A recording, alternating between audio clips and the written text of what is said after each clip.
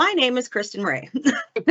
I am a career development specialist here at Opportunities for Ohioans with Disabilities. My name is Allison Jones, and I also serve as a career development specialist for Opportunities for Ohioans with Disabilities. Now, I'd like to introduce our distinguished guest speakers for this webinar. Our first guest is Candice Jarvis, who is the Talent Selection Specialist for Akron Children's Hospital. Candice, could you briefly describe your background? Absolutely. As you can see here, I have over 6 years of experience when it comes to recruitment, full cycle recruitment, working in corporate America, higher education, across a lot of different industries in healthcare, engineering, science, you name it, I've probably recruited for it. But I do enjoy building relationships and providing like that welcoming experience for all and really being inclusive. So excellent, thank you. Now our next guest is Lisa Yost, who is the Assistant Director of the University of Toledo's Office of Accessibility and Disability. Lisa, could you take a moment to describe your background as well? Hi, good morning, everyone. I'm the Assistant Director here at the Office of Accessibility and Disability Resources here at U Toledo. I've been proudly here at the University of Toledo in my role for the past 30 years. And so I've had the joy of working with thousands of students here at the University of Toledo, ensuring their access here at the university, as well as ensuring the equity that happens here at the University of Toledo. So I'm thrilled to be here today, and thank you for inviting me. Wonderful. Well, thank you both for joining us this morning. Now at OOD, we plan for accessibility from the start. For example, we use the accessibility checker that is built into Microsoft 365 to review the learner's guide we provide and the PowerPoint we'll use today. We address color contrast, font style and size, and add alternative text known as alt text to any visual images. Also in our delivery, we mention each other by name as the conversation goes back and forth to indicate who is speaking. This can be helpful when attendees are receiving this information through services like American Sign Language interpretation or live captioning. Now, after the webinar, we will edit the transcript and fix any captioning errors, before uploading the webinar to our on-demand library. And we also include a reasonable accommodation statement in our invitation to the webinar. So if attendees need an accommodation, they know exactly who to ask. So right off the bat, folks, you get a crash course in accessibility. So to get started with the rest of our webinar, let's talk a little bit about Ohio College to Careers. So the Ohio College to Careers program was launched in the fall of 2019 at 15 public Ohio colleges and universities. The program offers students with disabilities the support they need to complete their degree or credentials and to compete for in-demand jobs. At each of these schools, we have a C2C career counselor housed in either accessibility services or in the career services offices. And Ohio College to Careers is a unique partnership between OOD, the Department of Higher Education, and public colleges and universities throughout Ohio. Through Governor DeWine and Lieutenant Governor Husted's operating budget, OOD has additional resources to support college students with disabilities statewide. Ohio C2C staff provides a wide range of career exploration and development services to our students, and it's to ensure that they're ready for employment upon graduation. We know that employers are often interested in college students who have some work experience, which can be hard to do when you're a college student. So we encourage our students to take advantage of internship opportunities as early as possible. We also work in conjunction with university career services offices to make sure that those students are connected, and we encourage and connect students to utilize those offices to make sure resumes, LinkedIn profiles, and portfolios meet the standards that employers expect. So a little bit about myself and Allison. So the Career Development Specialists, Allison and I, what we provide are mock interviewing in preparation for anticipated interviews. We also we guide our students in that very important conversation of disclosing a disability and requesting a reasonable accommodation from an employer. Lastly, career development specialists work with OOD's business relations specialists to connect students with internships, co-ops, and other employment opportunities. And we also source qualified candidates to employers who can strengthen their workforce and, of course, achieve their diversity and inclusion goals. So today we're talking about why to even create inclusive internships, and there are many reasons. First, let's talk about the benefits to employers. Candice, what benefits have you experienced with an inclusive internship program? Yeah, so I think when we look at the bigger picture and the benefits of diversity and inclusion in the workplace, we see like an increase of employee engagement. We see a reduction in employee turnover when when they feel appreciated and valued for like their uniqueness, they stay longer. We also see improvement with problem solving. When you have employees from a diverse background and share different perspectives, it just adds like more experiences when it comes to finding solutions to like those complex problems. So inclusivity in the workplace not only, like you mentioned, benefits just the workplace, but also like our community as well. Excellent. And just to add to what Candice said, studies showed that an inclusive workforce, it drives innovation, it fosters creativity, and it guides business strategies. And this can help differentiate a company from its competitors and help that company capture new clients and increase their market share. Now, there is a report from EARN, the Employer Assistance and Resource Network on Disability Inclusion. That's quite a mouthful, I know. But the report shows that companies that employ people with disabilities, they generate higher revenues and they have larger profit margins. Absolutely.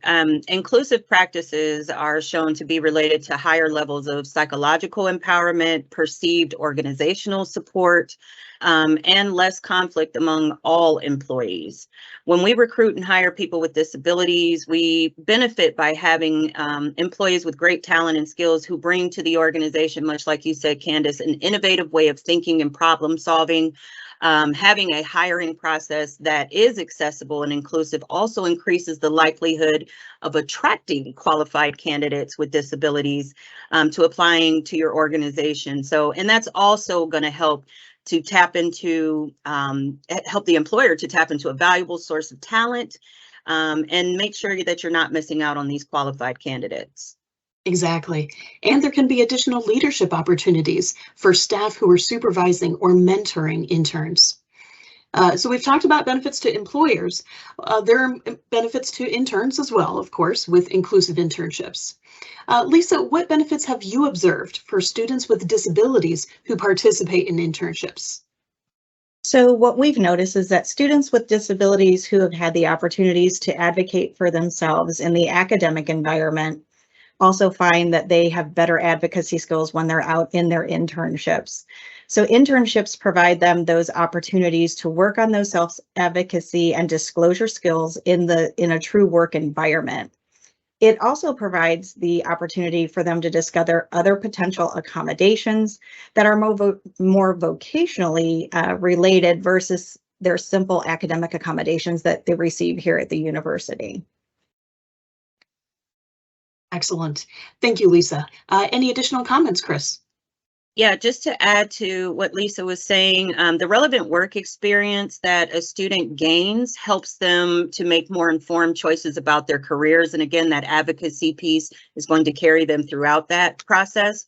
These experiences also reinforce what a student is learning in their college courses. So it's that theory into practice as well. Right. And internships help students build a professional network. Now, the power of internships takes on additional significance for students with disabilities due to the higher unemployment and underemployment rates they experience as compared to their peers without disabilities. Absolutely. So we want to change things up a little bit here today, and we're going to pose a poll question to the audience. Hope you all are still there and all awake, because we have a question for you. All right, so I'm going to read off the question, and you'll see a poll on your screen, and you'll just select the answer that you think is the correct answer. All right, so according to the National Association of Colleges and Employers, also called NACE, N-A-C-E, what percentage of interns receive full-time offers from employers?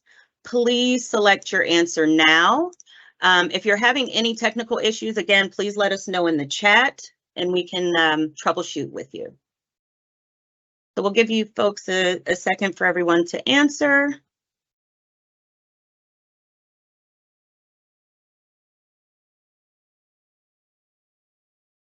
Great. Got a few coming in. So spoiler alert, the correct answer is B. 64.8% of interns do receive a full-time offer from employers. So it's important, again, to plan for inclusion from the beginning. So let's talk about some ways to incorporate inclusivity into each part, actually, of the internship process, starting with recruiting. So Candice, we're going to pick on you naturally first. How do you promote your internships, Candice? Yeah, so once a department has established a need and approval to hire an intern, we post all of our internships on our career website, the main Akron Children's website. We also use Handshake, which is really important for higher education. I know that they guide all of their students and really promote Handshake for any employment or internship opportunities and any other applicable sites. And then we also work with a third-party agency that promotes all of our positions across like several job boards, such as like Indeed and LinkedIn. And last but not least, we also have a host of community partners such as OOD, as well as like our Akron Urban League, Summit DD, and we also share our open positions and internships with those organizations as well. Awesome. Lisa, how about you? How do you help your students learn about internships? Absolutely. So many of our internships, as Candice has already alluded to, is listed and coordinated by our Career Services Department, who we partner with. And they also use Handshake, so I'm glad that that was already talked about. We also partner with several national and global sites to provide students with information about internships beyond the Toledo area. And we also know through our collaboration here on campus that several of our colleges also house their own internship coordinators who specialize in coordinating internships within the various degree areas. So as already stated, perhaps Handshake is the most commonly used resource that we have, and Handshake is a career network website designed specifically for students and recent college graduates. We at the University of Toledo are very lucky. We are one of the 15 colleges that has an immersed OOD voc rehab counselor right within our suite, Tanola Mayfield Guerrero, who is an invaluable resource to our students.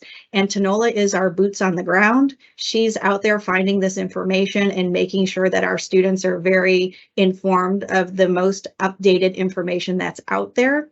The other thing that we do, we have a third-party platform that we use for our students to request their accommodations and affiliate with our office. And so we can get bulk emails out to all of those students, letting them know about the availability of internships and co-ops as we gather that information from colleagues across campus and outside the university. So we use that resource to our advantage, and I think our students really appreciate how involved we try to be to ensure that they have what they need.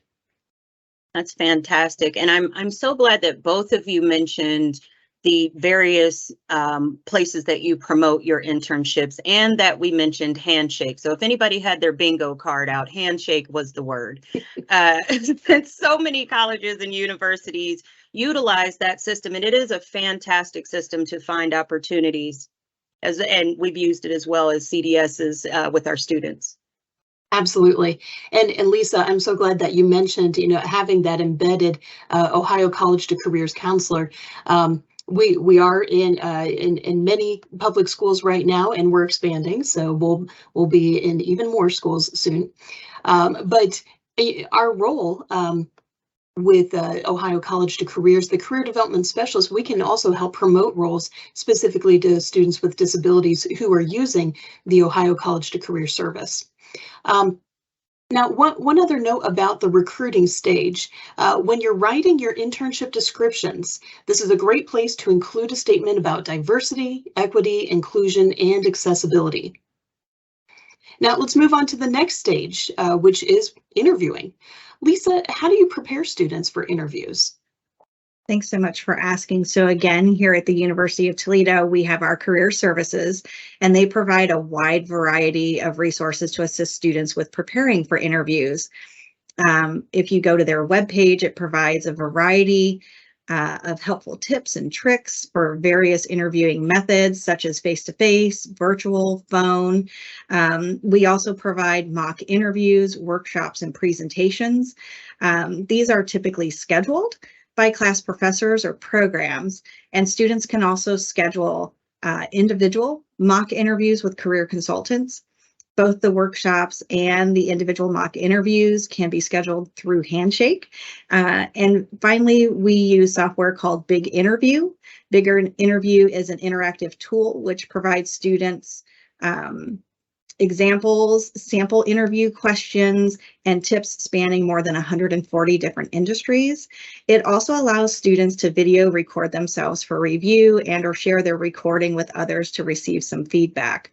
And I know, again, Tanola works with our students very closely and has also done some of that mock interviewing, especially throughout COVID. She was working diligently behind the scenes with our students who were still applying for positions that as they were graduating during the pandemic to make sure that they had those skills and were very prepared to do those virtual interviews. And I know that that paid off for many of our students who had chosen to take Tanola up on that resource.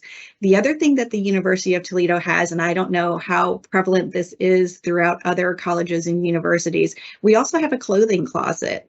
And so the university has a place for those students who feel they don't have appropriate clothing or can't afford appropriate clothing for interviews. And so we have a donation process where we can donate clothing to that closet so that our students can feel very professional and confident as they're going into their interviews, whether they are on the phone, whether they are face-to-face, or whether they're virtual.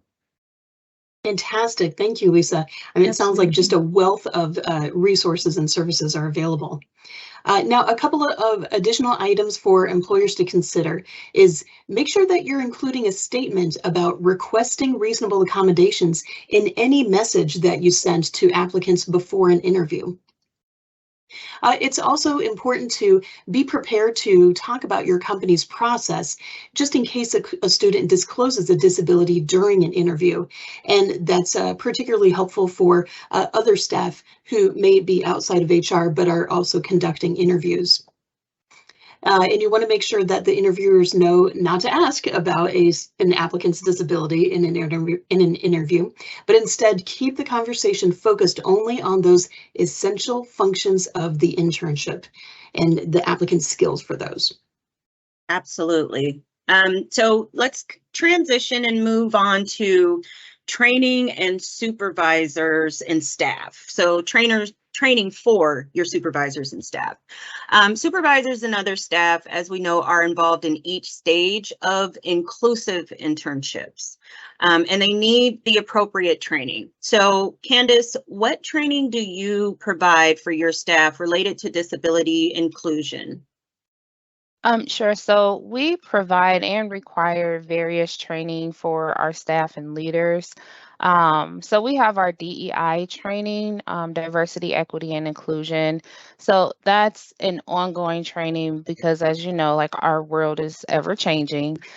So we're really striving to be like the DEI leader in the community in terms of workforce, patient population, and the communities that we serve. So we also have our unconscious bias. I always get that tripped up. Our unconscious bias training, which is a 3-hour training. It is offered offered monthly, and it's required for all new hires, as well as our leaders as well. So this training, it helps to understand what unconscious bias is and how it impacts, ourselves and the organization. So leaders, they're definitely introduced to the neuroscience of unconscious bias to help them understand that we all hold different biases, and just to be intentional about the impact of those.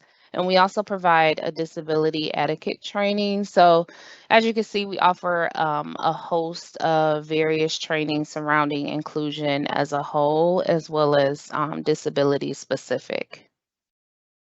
That's fantastic. I do want to also just put in a shameless plug that we also have resources for training supervisors and staff available to employers on our OOD website. And the reason we develop that content is we realize that staff should be directly trained in recognizing a request for a reasonable accommodation, right? So you should know when that language is coming through. And they should be familiar, of course, with the business's process to follow, since it can differ from company to company. Absolutely. And confidentiality is so important in this stage as well. For example, human resources may handle all information related to reasonable accommodations instead of supervisors. So in fact, an individual supervisor may never even know the nature of an individual's disability, and that's fine. OOD has several resources, just like Kris mentioned. Specifically, if you want to look at the workplace accommodations section of the Inclusive Employer Toolkit for webinars and other resources. Yes, and I believe we have that link in the chat if you're interested in visiting those. So let's transition again. So after interviewing, the next stage in the internship process is onboarding. And by onboarding, we mean the stage of making the offer, communicating logistical information to the intern, such as dress code, work schedule, supervisor introductions, etc., and also internship orientation. So at this time, again, we'd like for you, the audience, to weigh in on a fictional onboarding scenario. And we're going to take a look and discuss how inclusion could play a role in onboarding this student. So we're going to show you a scenario here on the screen, and I'm going to read it off to you, and then we're going to ask for you to put in your suggestions in the chat. So the scenario is Michaela is a third-year actuarial science major starting her first internship in data analytics with your company. Michaela excels in her program, but also requires an accommodation related to her ADHD, which stands for Attention Deficit Hyperactivity Disorder. Her accommodation includes access to a quiet, low stimulation environment when performing analytics or statistical tasks. Michaela discloses her disability and accommodation during the interview process, and she has now been hired as an intern in your data analytics department. Yay! However, here's the issue. This is a department which has an open floor plan and can get rather noisy. Now, audience, given what you know about Michaela, what would you do during the onboarding stage to ensure an inclusive internship experience for Michaela? Please enter your ideas in the chat section now. And while we wait on those, Candice and Lisa, can you both share any examples that you've seen of great onboarding processes, and what elements made them inclusive? Yeah, I can kick it off, Lisa. So actually, I know we have, a lot of internal employees, but I want to share a personal experience that I had during the onboarding process and interviewing stage. I had an applicant, complete an HR interview with me using TTY technology due to her being like hard of hearing. Of course, you don't know that until we are actually on the phone. Now, the nice part is that like the Relay Center was thorough about the ongoing, like how to go through the process and what to expect. The applicant had a couple different numbers where I could reach her. So also a part of our initial HR interview, we asked about are you able to perform the essential functions of the position with or without reasonable accommodations? So that's something that we ask up front, not necessarily the specifics, but she let me know, during that time that she had special accommodations. And we went through the interview process as normal. She actually was offered the position. And she's still working here now, but she worked with HR to make sure that she has the special accommodations that she needed. So that was one of my personal experiences that I've had to walk through from the beginning all the way into getting that candidate hired in. So Awesome. Oh, Lisa, I think you're muted.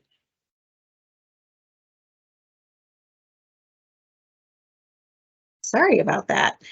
So I know with us, we start this process well before students ever get out into an onboarding stage or process of their journey.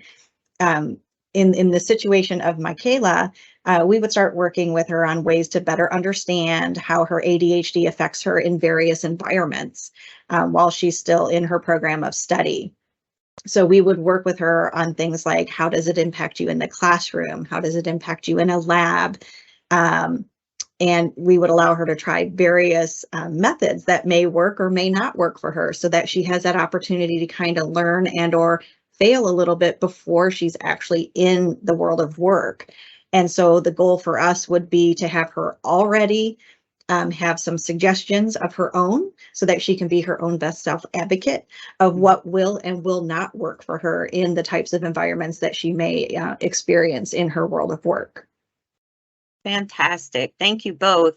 I want to definitely take a look at the chat because we have a lively group here today. We have some suggestions, so I definitely want to give a little bit of those. So we have offer private desk space, noise canceling headphones was mentioned several times, provide a visual of the setting to allow them to process what would be beneficial accommodations, which definitely lends to the informed choice and also what you both have described. We have one that says, see if you can find a quiet space, provide, again, noise canceling headphones, and ask her, HER in caps, what it would work best for her and what you can do for her. So it looks like a lot of these are the noise canceling headphones, and there's one here to use a voice text built into the computer to help focus on work, and that was a lifesaver. So thank you for sharing that with us. So it looks like a lot of these are related to what we're talking about is the informed choice and asking the participant, the applicant, now the hire, what works best for them, but also being proactive and kind of knowing what you can provide with noise canceling headphones and private space and quiet space. Another best practice we've seen with companies is providing onboarding information verbally, but also in a written or video form. That way an intern can refer back to that information later if they have questions. Providing opportunities during new employee orientation to have direct conversations about expectations, goals, and deliverables. This is also very helpful to ensure that everyone, including the intern, is on the same page, and to make sure that the same level of expectation is held for the intern, for all interns with or without disabilities. Thanks, everyone. Incredible participation. I love that. Absolutely. So let's look at another scenario that could also take place during the early onboarding days of an internship. This one is related to social acclimation. So we've got Javier. Javier is a college intern at a regional bank in financial analysis, and he just completed his first week at the internship. Now, Javier received training on the operational tasks of his internship, but he's feeling isolated socially. He doesn't know who to reach out to for friendship. He's afraid he'll be seen as incompetent if he asks a lot of questions, and he's worried that his disability caused by social anxiety will start to negatively affect his work performance. So, audience, what would you do? What would you do to ensure an inclusive internship experience for Javier?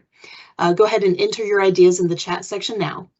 And while we're waiting for those to come in, Candice and Lisa, We know it's important for employees, including interns, to feel really connected to peers and leaders at work. Could you both share any examples you've seen for creating an environment that is welcoming with a sense of community for interns, including interns with disabilities? Yeah, so to be honest, I've held roles, like I mentioned before, in higher education, corporate America, insurance, and I have yet to experience the culture that we have here, which gives me a sense of pride. So everyone is genuinely concerned about the care of our patients, our families, and also staff. And then on top of that, it's kind of hard to be in a bad mood once you see our doggy brigade and like our, our support animals or a kid in a cape. But aside from that, we also have our employee resource groups that is open to all. And specifically, we recently launched our All Abilities and Allies group to build a more diverse and inclusive workplace, particularly for those with physical and cognitive disabilities. So many of our participants, not just internal employees, but they're also parents and advocates and allies to those with disabilities. So I think the bigger picture is just to kind of incorporate that culture and environment within the organization as a whole. So everyone is comfortable coming in to fit in, and one of our mission statements is, to treat others how they would like to be treated. So that's really important too. That's fantastic. So again, our goal here with our office and what we do is, again, we want to be proactive, work on these types of concerns and scenarios before a student would go out to their internship. This could include working with Javier each semester on his personal perceptions and interactions with new classmates in each of his courses. This could also include preparing him for entering a new environment by working with him on how to introduce himself and what to expect regarding socializations in new environments. And again, if a student were coming to me as their specialist here in the office, I would be liaisoning with Tanola and leaning heavily on her and her expertise in that area to make sure that Javier feels very comfortable going into his internship and or co-op or employment. Fantastic. Thank you both. And saw a number of great ideas come in through the chat as well. Just a couple of them. One is really leaning into the technology, having a Teams channel or Google Chat, just keeps that ongoing communication. That can be really helpful in hybrid environments, virtual environments, as well as in person. Again, just checking in directly with the person. Having check-ins, having group social times during the internship. And I also saw a lot of people say mentors, yes.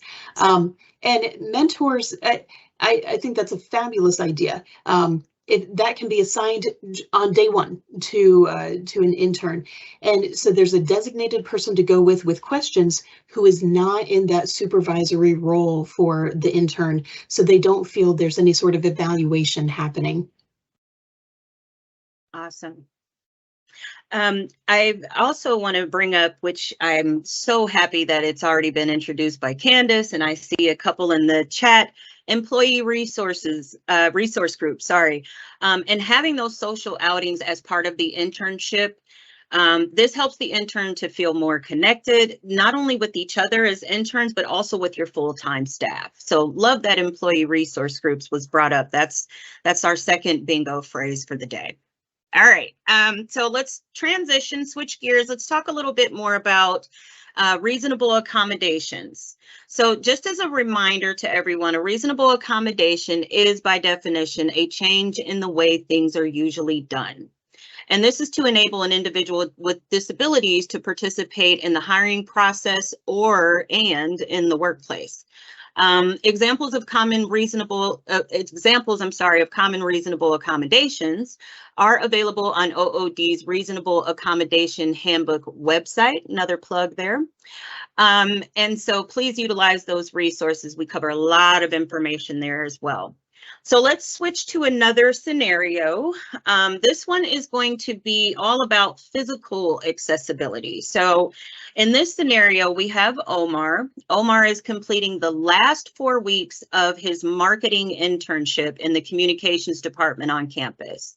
A recent accident resulted in Omar having to wear a full leg cast and having to stay off his feet for at least the next 4 to 6 weeks. As a marketing intern, Omar is expected to physically report to campus 4 days per week. He's also required to engage in outreach with various departments all across campus, and we know how large campuses can be. So all of this is going to require some physical mobility on Omar's part.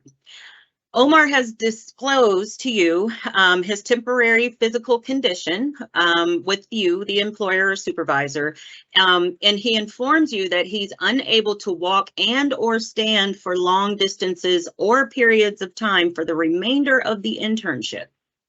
So audience, we are now going to ask you to weigh in because according to the JAN, which stands for Job Accommodation Network, impairments that last for a short time are customarily not covered under the ADA. However, we would like to ask you how you would handle this situation, given if you were Omar's supervisor, given what you know. So please enter your ideas in the chat now. And while we wait for some of those to come in, Lisa and Candice, can you share any tips or best practices when an intern suddenly needs an accommodation? Yeah, so as we all know, this came to mind, COVID, right? COVID, it came in like a wrecking ball with a host of like negative impacts. But one of the positive impacts that I've seen is our world being able to like adjust and adapt to change and rather quickly. So from an Akron Children's viewpoint, we work with individuals to accommodate their needs and adjust to ensure that we are also meeting our goals as an organization. And one of, I actually have an example, it literally just happened Monday.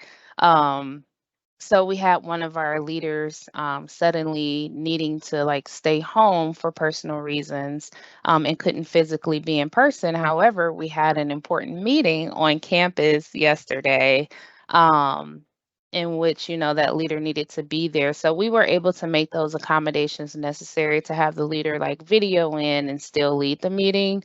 So I would say like a key point is being able to like maintain that communication of what's needed, what's required, and we can, you know, kind of work it out the best that we can on all parts. Absolutely. And from our viewpoint, this would involve a very close look at Omar's position and what the true goals of the position are.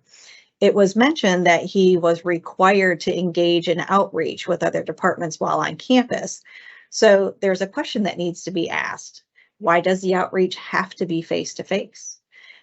In today's day and age, as Candice has shared, you know, phone and virtual meetings are used and they're very acceptable, just as much if not more accepted some days than the face-to-face meetings, because on a campus, you know, getting from point A to point B, sometimes you don't have enough time to get in between. But if you're on a virtual meeting, you can click off of one and click on to the next one. Or if you're clicking off one and picking up the phone for another one, it makes your life significantly easier and a lot less travel time.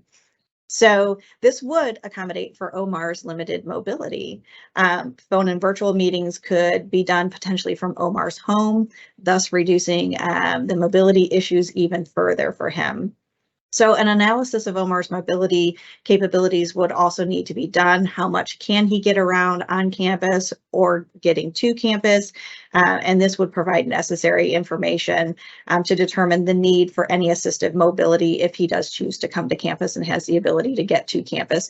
So again, we would be connecting to resources, probably again pulling Tanola in and seeing how we could ensure that Omar can complete the essential functions of his internship.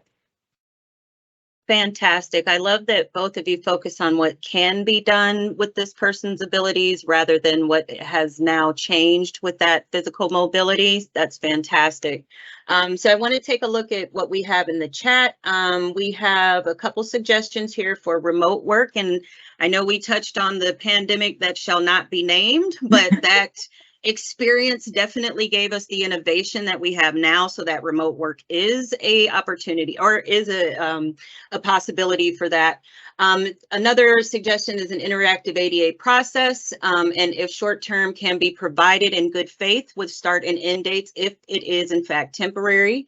Finding alternative work assignments that can still contribute to the success of the team that do not require physical presence and can be on site or to be on site for long periods of time. Again, remote options if available and possible, remote again. Given that that is a short-term limitation, this person says, how could we could look at how the work could be modified to complete the internship, and again, possible remote work.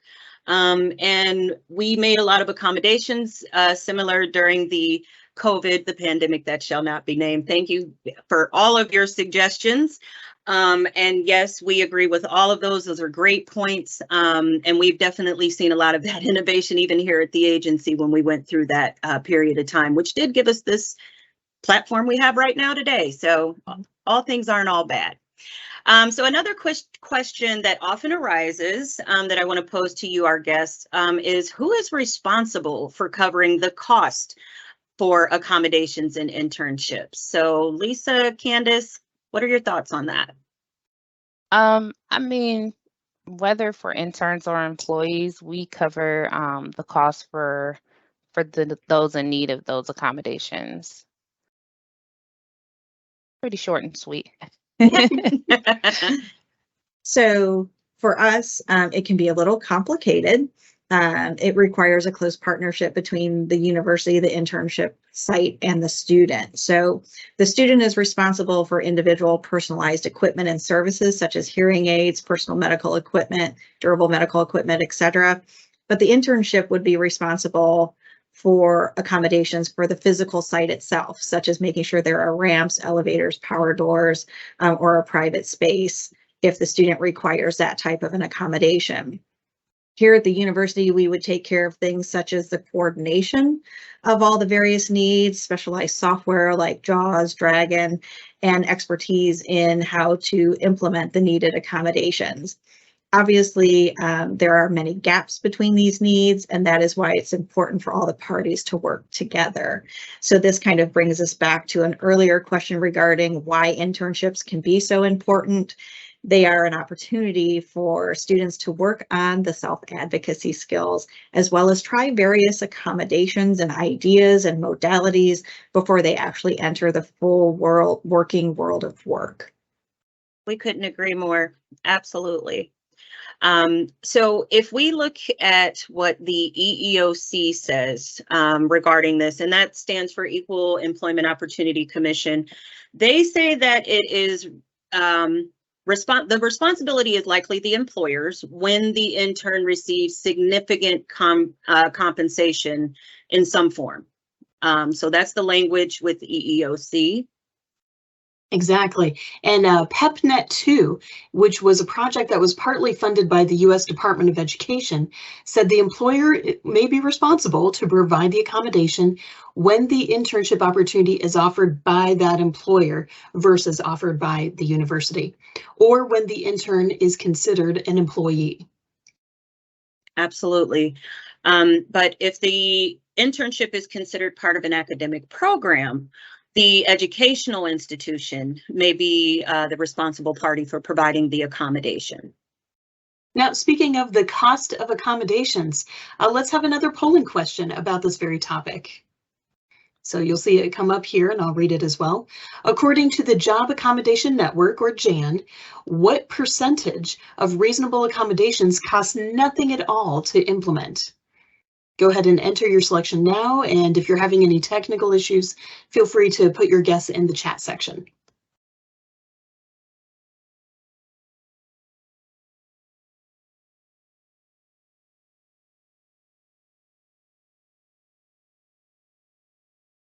Okay, looks like we've got some responses. Okay, I'll give you just a few more seconds to enter any of the other.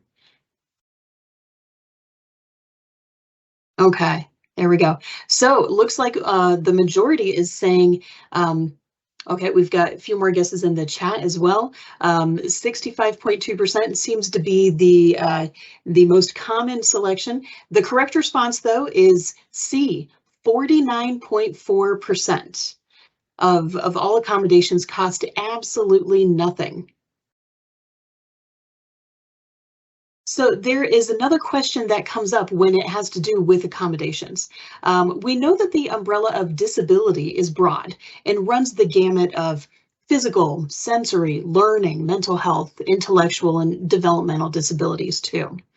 We often hear about accommodations for visible disabilities, but the conversation can be challenging when discussing invisible disabilities caused by things such as depression, anxiety, bipolar disorder, etc. So Lisa and Candice, could you speak about any examples you have seen of accommodations for invisible disabilities?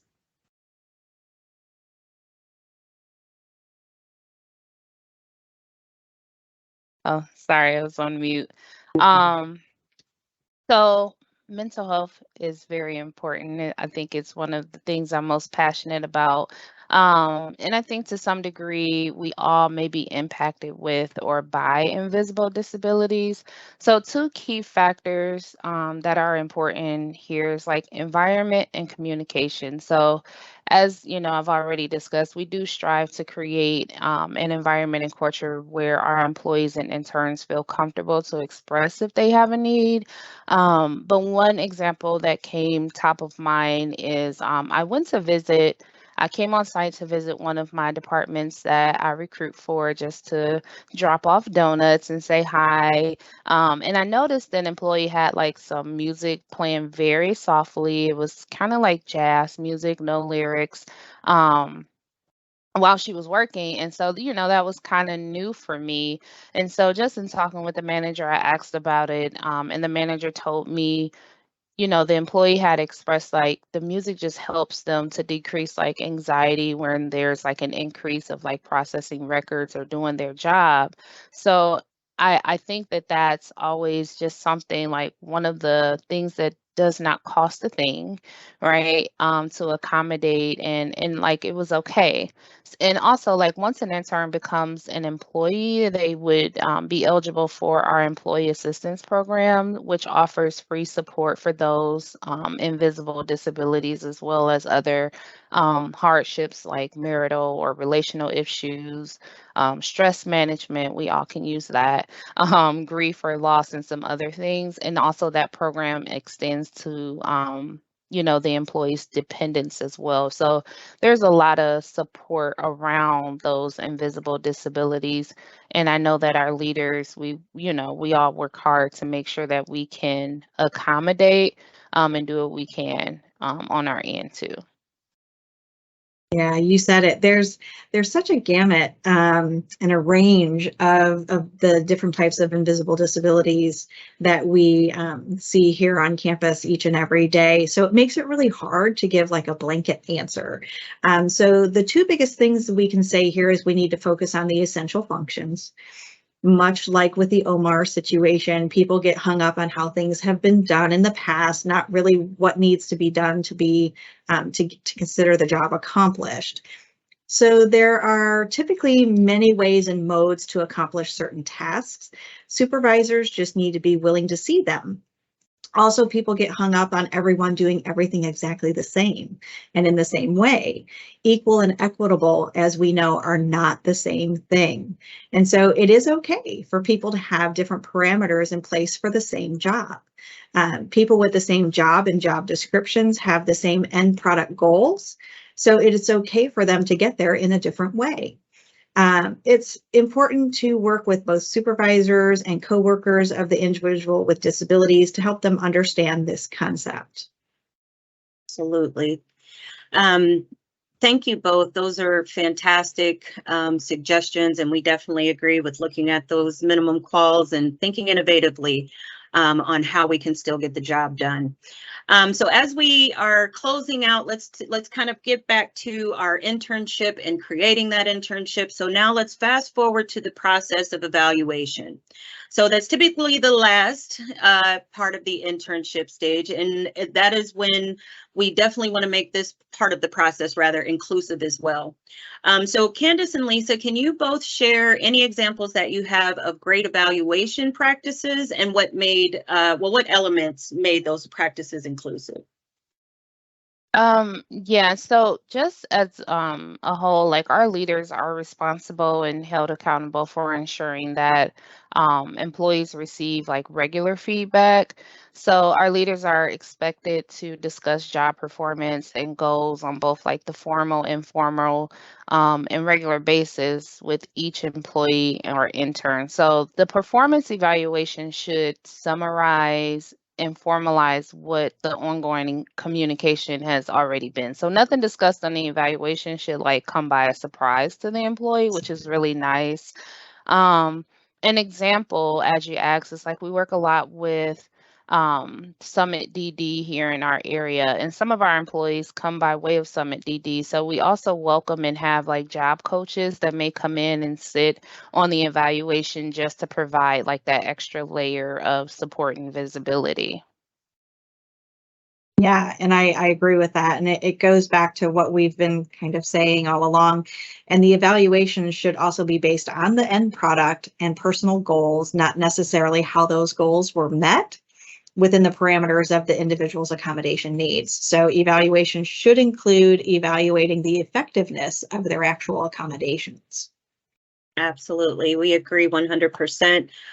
Those are great examples. And to add to that, we here at OOD also think it's important to use both formative evaluations, which are obtaining the feedback on an ongoing basis throughout the internship, and that's to make any necessary adjustments as well, but also summative evaluations. And those are where you are obtaining feedback at the end of the internship to determine, like you said, the outcomes and the results. What was the end result?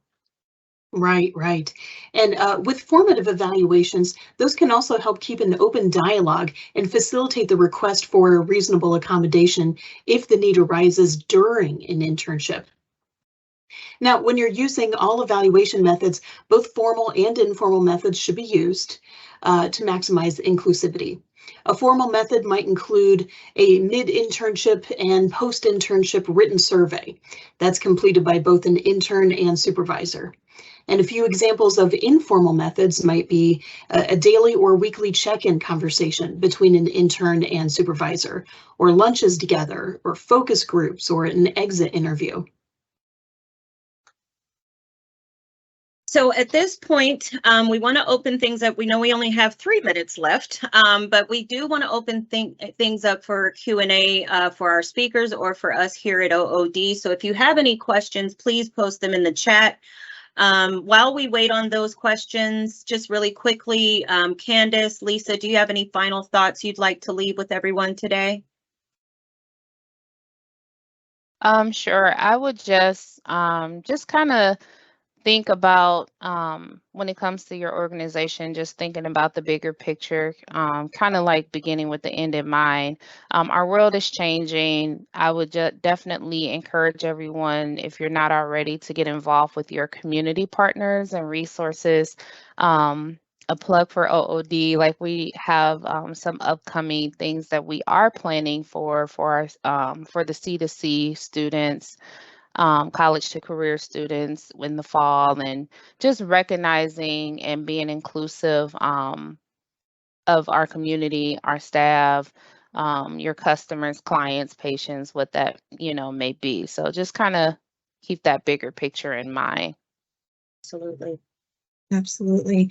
And employment accommodations for us don't begin when the individual is hired. The internships are a great way for individuals to work on both their advocacy skills and to test potential accommodations. So students should be taking an active part in the process in determining not only their academic accommodations, but also their accommodations for their vocational needs as well. And as Candice shared, we lean heavy on our C2C counselor, Tanola, when we know our students are getting close to those moments where they're going to be looking for a co-op or have already acquired a co-op.